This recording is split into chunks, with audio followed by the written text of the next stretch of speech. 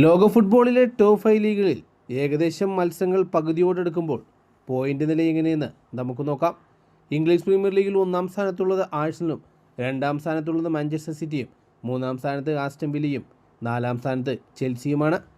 അഞ്ചാം സ്ഥാനത്ത് ക്രിസ്റ്റൽ പാലസും, ആറാം സ്ഥാനത്ത് ലിവർപൂളും, ഏഴാം സ്ഥാനത്ത് സഡർലാൻഡും, എട്ടാം സ്ഥാനത്ത് മാഞ്ചസ്റ്റർ യുണൈറ്റഡും, ഒമ്പതാം സ്ഥാനത്ത് എവർട്ടനും, പത്താം സ്ഥാനത്ത് ബ്രൈറ്റൺ എഫ് സിയുമാണ്. ഒന്നാമതുള്ള ആഴ്സണലിന് 36 പോയിന്റ് ഉള്ളപ്പോൾ പത്താം സ്ഥാനത്തുള്ള ബ്രൈറ്റൺ എഫ് സിക്ക് 23 പോയിന്റ് മാത്രമാണുള്ളത്. ലാലീഗയിൽ 17 മത്സരങ്ങൾ കഴിയുമ്പോൾ ഒന്നാം സ്ഥാനത്ത് ബാഴ്സലോണ 43 പോയിന്റ്, റയൽ മാഡ്രിഡ് രണ്ടാം സ്ഥാനത്ത് 39 പോയിന്റ്, 35 പോയിന്റുമായി വില്ലാറിയൽ മൂന്നാം സ്ഥാനത്തും 34 പോയിന്റുമായി അത്ലറ്റിക്കോ മാഡ്രിഡ് നാലാം സ്ഥാനത്തുമാണ്. എസ്പാനിയോളും ബെറ്റിസും 5ഉം 6ഉം സ്ഥാനങ്ങളിൽ. അത്ലറ്റിക് ക്ലബ്ബും കെൽറ്റാബിഗോയും സെവിയയും ഗെറ്റാഫയുമെല്ലാം 7 മുതൽ 10ആം സ്ഥാനം വരെ നിൽക്കുന്നു.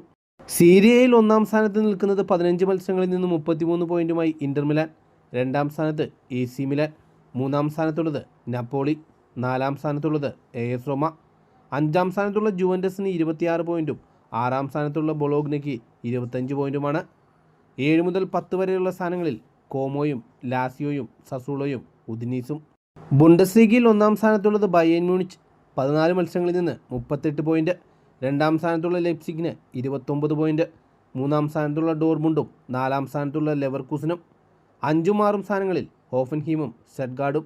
7 മുതൽ 10 വരെയുള്ള സ്ഥാനങ്ങളിൽ ഫ്രാങ്ക്ഫർട്ടും യൂണിയൻ ബെർലിനും ഫ്രീബർഗും കൊളോഗ്നയും.